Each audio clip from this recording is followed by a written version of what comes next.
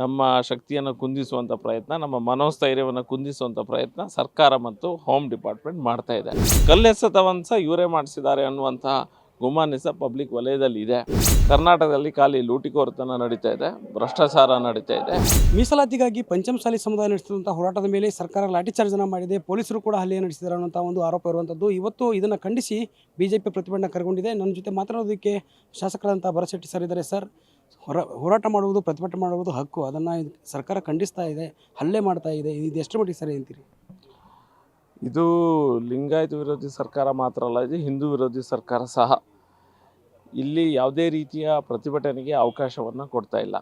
ಯಾವುದೇ ರೀತಿಯ ಪ್ರತಿಭಟನೆ ಮಾಡಿದರೆ ಇಡೀ ರಾಜ್ಯದಲ್ಲಿ ಎಲ್ಲಿ ಪ್ರತಿಭಟನೆ ಮಾಡಿದರೂ ಸಹ ನಮ್ಮೆಲ್ಲರ ಮೇಲೆ FIR ಕೇಸ್ಗಳನ್ನು ಹಾಕೋದು, ನಮ್ಮ ಶಕ್ತಿಯನ್ನು ಕುಂದಿಸುವಂಥ ಪ್ರಯತ್ನ, ನಮ್ಮ ಮನೋಸ್ಥೈರ್ಯವನ್ನು ಕುಂದಿಸುವಂಥ ಪ್ರಯತ್ನ ಸರ್ಕಾರ ಮತ್ತು ಹೋಮ್ ಡಿಪಾರ್ಟ್ಮೆಂಟ್ ಮಾಡ್ತಾ ಇದೆ.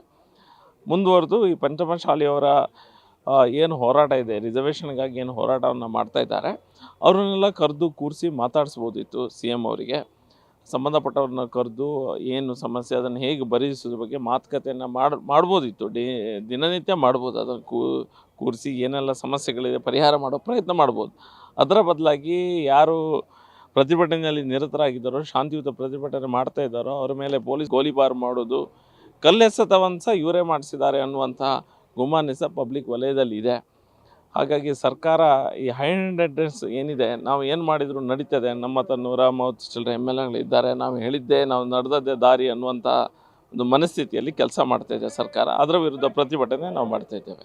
ಮುತ್ತಿಗೆ ಹಾಕೋದಕ್ಕೆ ಪ್ರಯತ್ನ ಮಾಡಿದರೆ ಅವ್ರ ಮೇಲೆ ಅಶ್ರುವಾಯು ಪ್ರಯೋಗ ಮಾಡ್ಬೋದಿತ್ತು. ಆದರೂ ಕೂಡ ಲಾಠಿ ಚಾರ್ಜ್ ಮಾಡೋದು, 20 ರಿಂದ 25 ಜನ ಗಾಯಾಳುಗಳಾಗಿದ್ದಾರೆ. ಅದೇ ಹೇಳಿದ್ದು ನಾವು, ಆ ಲಾಠಿ ಚಾರ್ಜ್ ಮಾಡಬೇಕಂತ ಅವಶ್ಯಕತೆನೇ ಇರಲಿಲ್ಲ. ಅವರು ಮುಂದುವರೆದು ಯಾರು ಸ್ವಾಮೀಜಿಯವರೊಬ್ಬರು ಹೇಳ್ತಾ ಇದ್ರು, ಗೋಲಿಬಾರ್ ಮಾಡುವಂಥ ಒಂದು ಯೋಜನೆ ಸಹ ಇವ್ರ ಮನಸ್ಸಲ್ಲಿ ಇತ್ತಂತ. ಅಶ್ರುವಾಯ ಮಾಡಿ ಗುಂಪನ್ನು ಚದುರಿಸುವಂಥ ಪ್ರಯತ್ನ ಮಾಡ್ಬೋದಿತ್ತು. ಆದರೆ ಇದು ಹೋಲ್ ವಿಷಯಗಳನ್ನು ಸರ್ಕಾರನೇ ಒಂದು ಬೇರೆ ರೀತಿಯಲ್ಲಿ ಆ ರೀತಿಯ ಒಂದು ವೈಲೆಂಟ್ ಆ್ಯಂಗಲ್ ಕೊಡುವಂಥ ಪ್ರಯತ್ನ ಮಾಡ್ತಾ ಇದೆ. ಸರ್, ಇವತ್ತು ಮೂಢ ಹಗರಣ ಆಯಿತು, ಸದನದಲ್ಲಿ ಧ್ವನಿ ಎತ್ತೋದಕ್ಕೆ ನಿಮಗೆ ಬಿಡಲಿಲ್ಲ. ಇವಾಗ ಪಂಚಮಸಾಲಿ ಹೋರಾಟಗಾರರು ಮುತ್ತಿಗೆ ಹಾಕ್ತಾರೆ ಅನ್ನೋ ಕಾರಣಕ್ಕೆ ಅವ್ರ ಮೇಲೆ ಹಲ್ಲೆ ಮಾಡ್ತಿದ್ದಾರೆ. ಇದು ಸರ್ಕಾರ ಒಂದು ಆಡಳಿತದ ಬಗ್ಗೆ ಏನು ಹೇಳ್ತೀರಿ? ಆಡಳಿತ ಕರ್ನಾಟಕದಲ್ಲಿ ಯಾವುದೇ ಆಡಳಿತ ಇಲ್ಲ.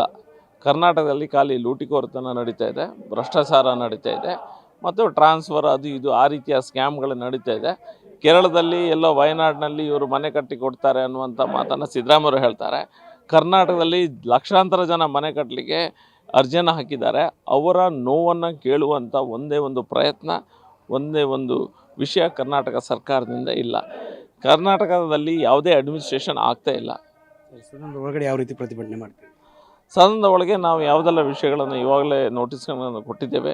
ವಕ್ಫ್ ವಿಷಯವನ್ನು ತೆಗೆದುಕೊಂಡಿದ್ದೇವೆ. BPL ಏನು ಕ್ಯಾನ್ಸಲ್ ಆಗ್ತಾಯಿದೆ ಅದರ ವಿಷಯ ತೊಗೊಂಡಿದ್ದೇವೆ. ಕರಾವಳಿ ಭಾಗ, ಬೇರೆ ಬೇರೆ ಕಲ್ಯಾಣ ಕರ್ನಾಟಕದ ಭಾಗದ ಅಭಿವೃದ್ಧಿಗಳ ಬಗ್ಗೆ ಸಹ ನಾವು ನೋಟಿಸ್ಗಳನ್ನು ಕೊಟ್ಟಿದ್ದೇವೆ.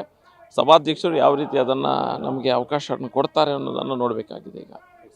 ಎಸ್, ಇದಿಷ್ಟು ಶಾಸಕ ಭರತ್ ಅವರ ಮಾತು. ಕ್ಯಾಮರಾ ಪರ್ಸನ್ ಗಿರಿಬಾಬು ಜೊತೆ ದುರ್ಗೇಶ್ ನಾಯ್ಕ, ಗ್ಯಾರಂಟಿ ನ್ಯೂಸ್, ಬೆಳಗಾವಿ.